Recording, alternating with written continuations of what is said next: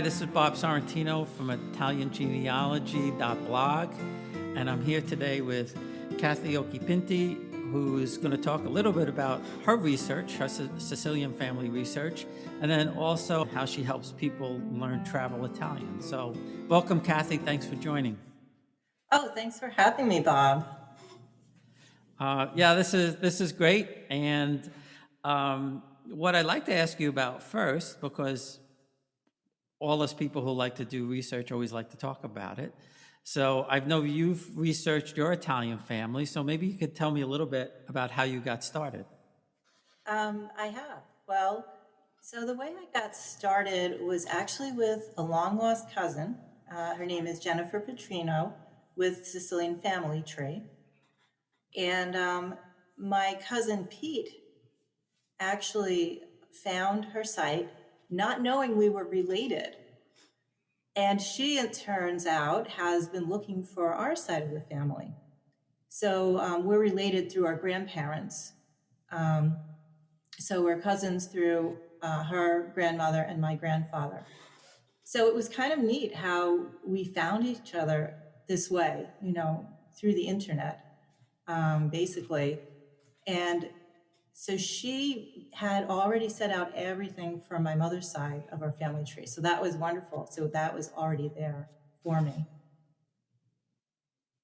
Oh, that's really neat. And I have a similar story with a long lost cousin that I got a notice on Ancestry.com one time, and she said, "I think we're researching the same person, Maria Piramalo." And I said, "Yes, that's my grandfather, my great grandfather's sister." And she said, "Are you sure?" And I said, "I'm positive." I said, because Piramalo is not a very common name in Italy at all. And I said, the dates line up, and I've done tons of research. And I said, it's us. But she had her doubts until she actually got her results back. And then when she got her results, it didn't show me, and she was beside herself. And I said, "Well, I see you." So she contacted them, and I guess they had some sort of mistake. But in reality, what happened was her grandmother, I used to refer to as Aunt Beatrice. I maybe met her only a couple of times when I was young, but she was my father's second cousin. But you know how that works in Italian families, right? Everybody older is an aunt. And I lived for 5 years about 4 blocks from her grandmother, where her aunt and her cousin lived there. And she would come and visit, and we must have passed each other on the street in Flushing, Queens, a million times, not knowing about it. And her aunt used to work for my grandfather in his bridal crown business. So we had this long, long history, and we never knew about it until about 2 years ago. She came over last year, and she actually brought beads from my grandfather's shop for me and my sister and my cousin. So crazy. Yeah, and it was just, all by kind of accident, kind of like yours. So what interesting things did you find out about the family that you never knew? I guess I came from a very typical Italian family on both sides. Well, we were Sicilian. So I did find out the town, where my grandparents grew up, because they came over here in the 1920s. And I was able to visit briefly a couple years ago, which was nice. I found out the town was in the mountains south of Palermo. And then on my father's side, the interesting thing for me was that they're from Ragusa, which is a very, very old town, again in the mountains. And I've always had this connection with the mountains, so I don't know, maybe that's why. But I was lucky enough to be able to visit last September. And they have such a history that I really want to go back. It's number one, the place is beautiful. There's Baroque architecture, in that city and in all the surrounding cities in southeastern Sicily. And I just had no idea what treasures I could find there. Unfortunately, I did not find any living relatives in Ragusa. And Jennifer and I searched for about 3 years. So apparently, everyone came either to America or Australia. I did find one cousin, and I think he's from the family that moved to Rome. And now he's actually living in the south of France.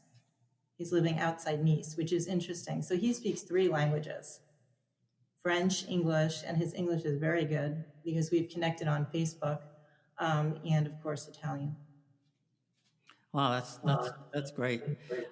We were actually supposed to be there in April, Oh, and we had the whole thing planned. I hired Italy Rooting, and I came across her just regular Facebook, and they were so great in helping me planning and everything. And what Letizia actually does, she brings you back in time, more or less. So it's not just your typical tour type of thing. She actually wants you to feel like it would feel 100 years ago, 150 years ago, or something like that. And we were going to Capricato, where that was the home of the home of my third great grandmother is now the town hall. My grandmother's her husband's family, his home is still there in Montebello. So we were going to go to ancestral homes, and I was going to meet third and fourth cousins that I never knew existed. So we have fingers crossed we're going to go in October. Hopefully this thing will be gone. one thing I have to say, it just came back to me. Through Jennifer's research, I did find the street, the actual address that my great great grandfather, where he was living when he died, basically. And the interesting thing about Ragusa, it's such an old town that the names of the streets have changed. So, and that was something I never dreamed I would encounter. We always think that things stay the same in Italy, right? And for the most part, they do. But his place of birth was on a main street, which had a different name now, no longer existed. And the concierge of the hotel I stayed at actually majored in history and the history of the region. And he was the one who told me this. So I think starting this whole genealogy thing just opened up so many doors that I didn't expect. And, I learned about so many things I didn't know about. But we were able to find, with the help of this concierge, the street that he last lived on. And we could see that number was actually still etched in the building because the building was stone, but it was covered over, so I'm pretty sure that's the same building. So that's as close as I've gotten to my relatives. But it was an interesting experience trying to figure this out. It's kind of like a mystery that needs to be solved, Yeah, and I think that's what drives a lot of us, is that mystery type of thing. In my case, I didn't know. We went to Italy 25 years ago. I lived in England for a couple of years, and we went to the train station in Naples on the way to Sorrento, and I didn't know that actually both my father's parents' families lived a half a mile from the train station. But I had no idea back then. But now, searching through the records, I could see where they lived. And the hotel Caracciolo on Via Carbonara in Naples was my, I don't know, eighth or ninth great-grandfather's home. So, finding these things, I'm very lucky in respect that I was able to find this. My mom's family, they're from Bari, and they're farmers, and they're wonderful people. But, you can only go back so far because there's no documentation unless you start hunting through churches and everything. So, but I think what drives us is that mystery. And when you come across a record that has an address or a signature, it's just amazing to me. We'll be right back. Experience Italy like never before, traveling with a scheduled group or create your own bespoke tour with friends with PhilItaly.com. Pack your bags and follow Phil. That's www.philitaly.co.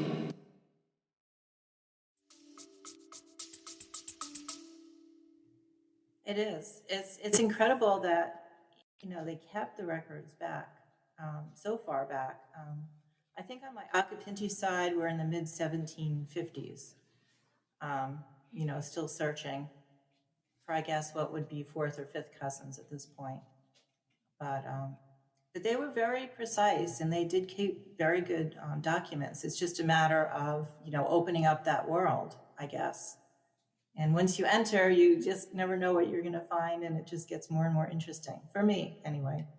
No, me too. I talked to a lot of people about it, and everybody seems to have that same kind of drive or that same kind of, goal or whatever you want to call it, to find that. And, when I talk to some of my, because I have a pretty big family on both sides, they think I'm whacked out, like, why are you looking for this? Why are you trying to find this stuff? And I said, because it's there. I said, aren't you interested in where you came? And they're like, yeah, not really.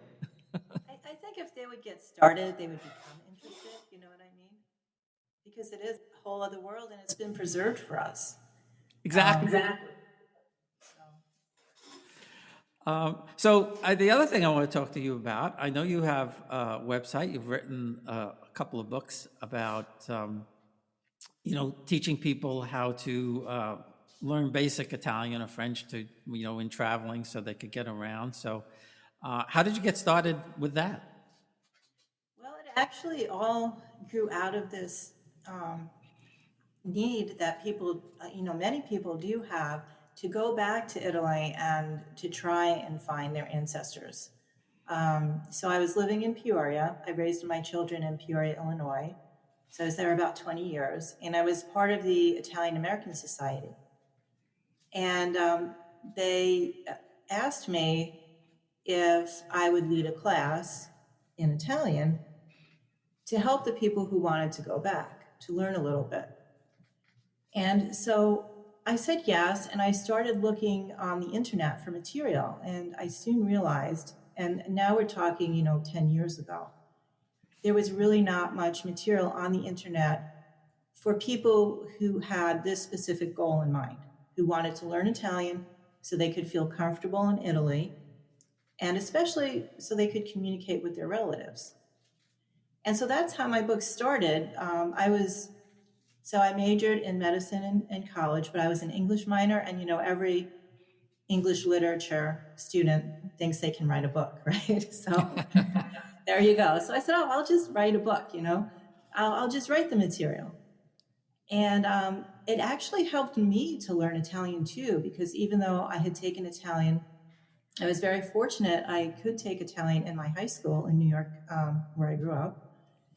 And I took just one semester in college. I never learned the vocabulary I really needed to travel to Italy. It's astounding to me how many years of Italian one can take and never really learn what they actually are going to use on a daily basis.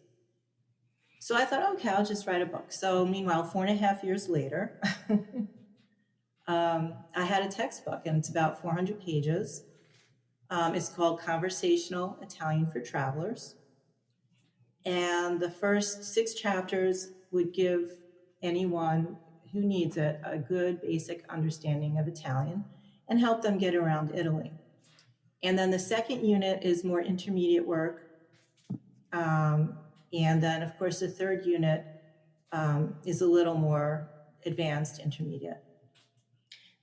But the books are based on a story of Caterina, and you can hear this story for free on my website. I recorded it with native Italian speakers. And the idea is that a story would make things more interesting for people. And everything Caterina needs to do as she goes on her trip to Italy and she meets her relatives, and then she and her relatives go out on a vacation for Ferragosto, everything she needs to do, we need to do. So again, keeping in with that theme of the travel vocabulary. Oh, so that's pretty cool. Yeah, I have a childhood friend from well, actually, we go back to the second grade. She remembers me. I don't remember her in the second grade, but I think she said she put me in the closet or something like that. But in any event, she just got her Italian citizenship, and she moved to Italy last March. And she, to me, I think, I think she speaks Italian pretty well, but she said that it's, she could get around, she could do things, she could get stuff in the stores and everything like that.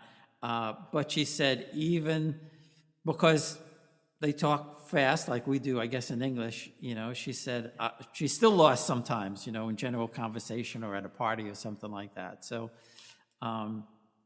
it is tough to learn. I'm terrible with languages. I've tried to learn several of them, and I'm just horrible. Probably not. And that's kind of why I wrote these books, to inspire people, because what I did was I wrote them in a very basic way.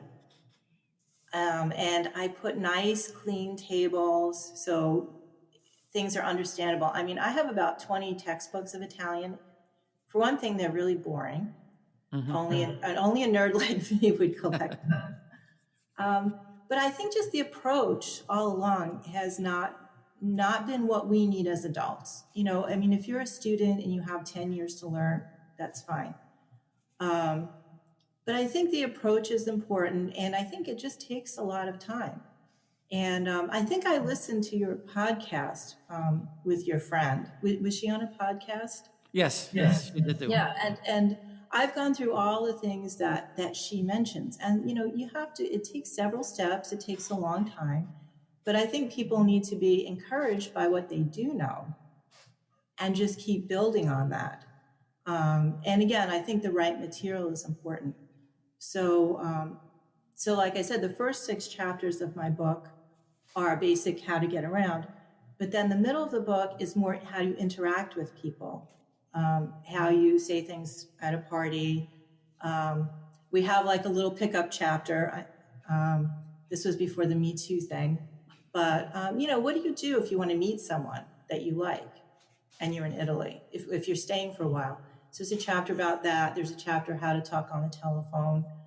And then actually I have a second blog. I have 2 blogs that go along with the book. But my second blog is my attempt to do just what your friend is doing, is really to try and speak Italian the way I would speak English. And that is difficult, and that also takes some time. But, it's just a series of steps that we all have to go through. Well, I'm definitely going to follow up on that, because now that I have time, because the trip was postponed, hopefully I have, we're going back there in 5 months. So I'm going to start taking a look at that. To your point about writing a book, I've started documenting the families, and I'm the furthest thing from an English major as you can get. But I kind of have the basis for it, and I wanted to finish it after the trip, so that's going to be postponed. But what advice would you have for somebody like me who wants to document their family, and whether they want to write a book to publish or whether they just want to have it to, for the generations coming? My advice would be to write it like a story. Write it like, it makes people feel like they're there and they're experiencing what you feel. And so if you distance yourself a little bit and just write it like an interesting story, I think that will really draw people's attention in. And that's what I sort of tried to do with my books, even though they're language focused. They're based on a story, which I hope helps people and helps keep them interested. No, I think that makes a lot of sense, because, I took Italian in college for, a semester or 2 because I had to. And, but I really wasn't interested in taking any language. And now I tried a couple of times through, Rosetta Stone or Babbel or those things. But to your point, it's just not interesting.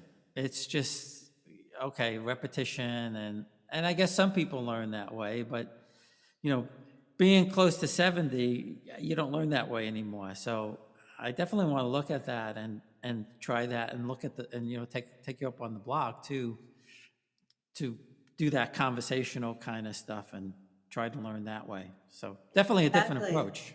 Yeah, I think teachers do need a different approach with adults. And when I was writing my book, I was actually teaching the Italian American Society. And so the other thing is that when I was writing it, I was learning. So I know what's difficult for us English speakers, And I think books written by Italians are different because they don't know what's difficult for us necessarily. But what I always advise people to do, the most important thing is to find something you're interested in that interests you to begin with, whether it's movies. And I watched a lot of movies, or I have watched over time, I still am. The Detective Montalbano series is wonderful for learning how Italians really speak, but I've been told it's too difficult sometimes for beginners. But movies are great because they're interesting, they're fun. So find something you really like and listen to a lot of Italian. If you don't listen to Italian, you don't really know how to speak Italian. You don't really know how to start, how to pronounce things. But find something you like, center it around that. If you have a goal, 6 months is perfect. I was going to say that before. I think in 6 months, if you set a goal and say, okay, for 30 minutes every day, I'm going to do a little Italian, you will learn Italian. It'll definitely come to you. Yeah, well, I'm definitely going to try that. I think the thing that I always get caught up on, the masculine, feminine thing you could kind of figure out, but it's, conjugating the verbs just kills me. It's difficult for everyone. So what I tell people to do is learn the verb tenses that you'll need. So you need the EO tense, and the ending is the same for all 3 present tense conjugations, which is great. It's always O. Learn the to tense. So you have to know how to talk yourself, say, I want this or I want that. And then you have to learn how to ask a question. So you have to learn the to or the you form. Do you want this? Do you want that? For the EO and the to form, the ending is always the same. The EO, the ending is always O. The to, the ending is always I. So you've got it. So most of the conversations you will have with another person, you already know the endings. And then, of course, there's the no-we form, the we form. So if you want to say, let's go, the ending is always the same. It's yamo. Andiamo. Let's go. So just do that. Just learn those verb forms first. Learn what you need, and then you'll keep interested in what you're doing. Now, for me, I always forget the VOE form and the LORO form because I never use them. So if I don't remember them, that's okay, right? Yeah, see, now that's great advice because, again, going back to Rosetta Stone, they give you all, they give you the Laurel form, they give you all of that stuff, and they bounce around a lot at the beginning, as opposed to what you're saying is just learn what you need to know to get to the bus stop or get to the train station or get on a plane or order dinner or something like that. I mean, when we were there the first time, well, Rome was easy because a lot of people spoke English, and I, pointed a lot. Sorrento was a little. That works fine. It works for me. Sorrento was a little bit different because there was not as many people spoke English down there. One funny story in Sorrento was, well, 2 funny stories about Sorrento. One was the Circolo Sorrentino, which was right on the corner, nice, open air club type of thing or restaurant, whatever. And I just was early Sunday morning, and I just wanted to go inside and, have my picture taken in the Sorrentino Club. And there was a maitre d' or waiter, and I said, can I just take a quick picture, inside? And he said, no, you can't go inside. And he didn't say it in English, but I got the drift. And I said, I just want, photograph. And he said, no. So finally, after about 3rd tries, he pointed in the corner with the guys with the fedoras and the cigars, and he said, you can't go in. I said, okay, I get it now. I understand. And then the other one was, there was butcher shop, Sorrentino. And I was, I told my wife, take a picture in front of the Sorrentino sign. And the owner came out, and he was asking me, I got enough to know that he was asking me, what are you doing? And I said, Sorrentino from America. And he wasn't getting it. So I took out my license. I showed him Sorrentino, America. So he got all excited and Ashbed, and he left me standing in the street, and he ran into the shop next door. But I didn't know the guy in the shop next door spoke English. So he came out and he translated, and he wanted to know where I was from and what we were doing there and all that kind of stuff. So that was a lot of fun. Just seeing the sign. I don't think we were related, but just seeing the sign. This trip, and I'm sure we'll go there in October, there's a Sorrentino winery on the by Vesuvius. So I'm hoping to go there and get some Sorrentino wine and maybe some glasses to bring home. So that's all interesting. Well, this has been a great chat. I really appreciate you taking the time. This is really fun. Thank you so much for having me. Thanks for listening. Follow us on Facebook in the Italian Genealogy group or at www.italiangenealogy.blog.